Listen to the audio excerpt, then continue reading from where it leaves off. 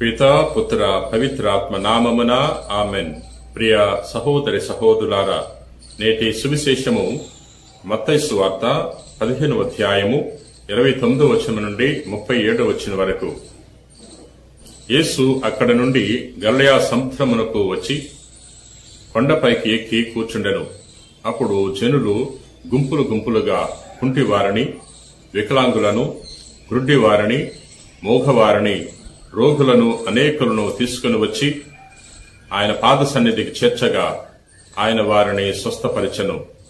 అప్పుడు మూగవారు మాటాడుటయు, వికలాంగులు అంగపుష్టి పొందుటయు, కుంటివారు నడుచుటయు, గ్రుడ్డివారు చూచుటయు జనసమూహము కాంచి విస్మయమొంది ఇశ్రాయేలు దేవుని స్తుతించిరి. అనంతరం యేసు తన శిష్యులను పిలిచి, ఈ జనులు 3 దినముల నుండి ఇక్కడ ఉన్నారు. వీరికి తినుటకు ఏమీ లేదు. వీరిని చూడ నాకు జాలి కలుగుచున్నది. వీరు మార్గమధ్యమున అలసి సొలసి పడిపోదురేమో.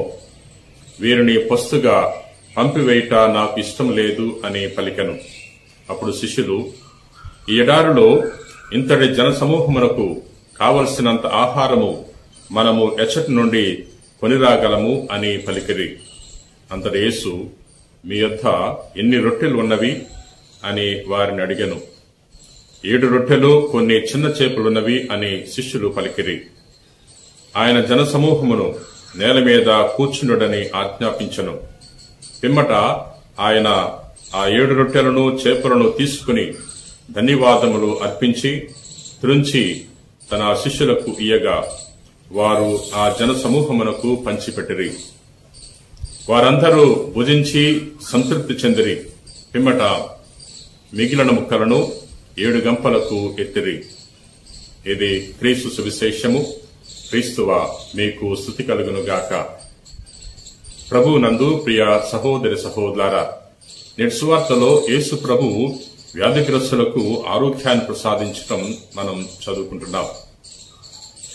అనేక మంది కుంటివారు, మోగవారు మరియు అంగవైకల్యంతో బాధపడేవారు, గ్రుడ్డివారు ప్రభు చెంతకు తీసుకుని రాబడినప్పుడు ప్రభు వారిని చూసి జాలిపడ్డాడు. జాలిపడి వారందరినీ కూడా స్వస్థపరుస్తున్నాడు. ప్రభు చెంతకు ఎవరెవరైతే అనారోగ్యంతో వెళ్లారో వారందరూ కూడా ప్రభు యొక్క స్వస్థతను పొందుకున్నారు. ప్రభు నుండి వరాలు పొందుకున్నారు. ప్రియ సహోదరి సహోదరులారా, మనం కూడా ప్రభు చెంతకెళ్తే ప్రభు మనకు కూడా స్వస్థతను దయచేస్తాడు. అనారోగ్యంతో వెళితే ఆరోగ్యాన్ని దయచేస్తాడు. అశాంతితో వెళితే మనకు శాంతిని దయచేస్తాడు. నెమ్మది లేని వారికి ప్రభు నెమ్మదిని దయచేస్తాడు.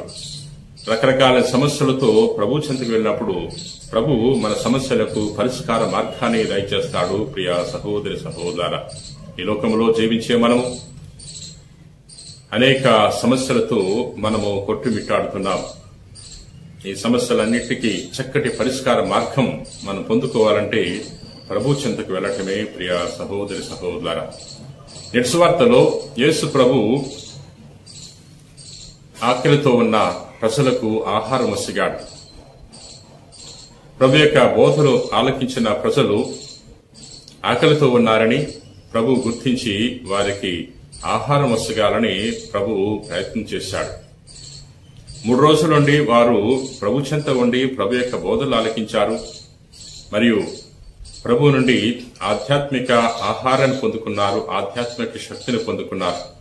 కానీ వారికి భౌతిక ఆహారం లేదు, తినటానికి ఏమీ లేదు అని గ్రహించి ప్రభు వారికి అద్భుతమైన రీతిలో 7 రొట్టెలను, కొన్ని చిన్న చేపలను అనేక మందికి ఆహారముగా ప్రభు వసిగి ఉన్నాడు.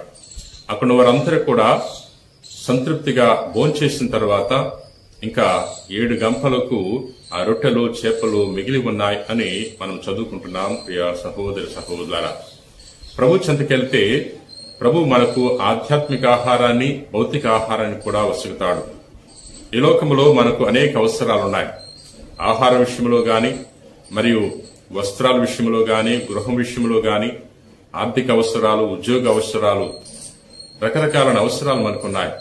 మన అవసరాలను ప్రభు గమనిస్తున్నాడు. మనకున్న లోటుపాట్లను ప్రభు గమనిస్తున్నాడు. ఎందుకంటే నేటి సువార్తలో వారు ప్రభు చెంత 3 రోజులున్నప్పుడు వారికి ఆహారం లేదు అని ప్రభు గమనించాడు. వారికి ఆహారం దయచేయమని అక్కడున్న ప్రజలు ప్రభుని అడగలేదు. కానీ ప్రభువే గుర్తించి వారి యొక్క ఆకలిని తీరుస్తున్నాడు. అద్భుతమైన రీతిలో వారందరూ కూడా భోజనము పెట్టి ఉన్నాడు. ప్రియ సహోదర సహోదరులారా, ఎవరెవరైతే ప్రభు చెంతకెళ్తారో, ప్రభు యొక్క పాద సన్నిధిలో కూర్చుని ప్రభు యొక్క వాక్కును ధ్యానం చేస్తారో అటువంటి వారందరి అవసరాలను ప్రభు తీరుస్తాడు.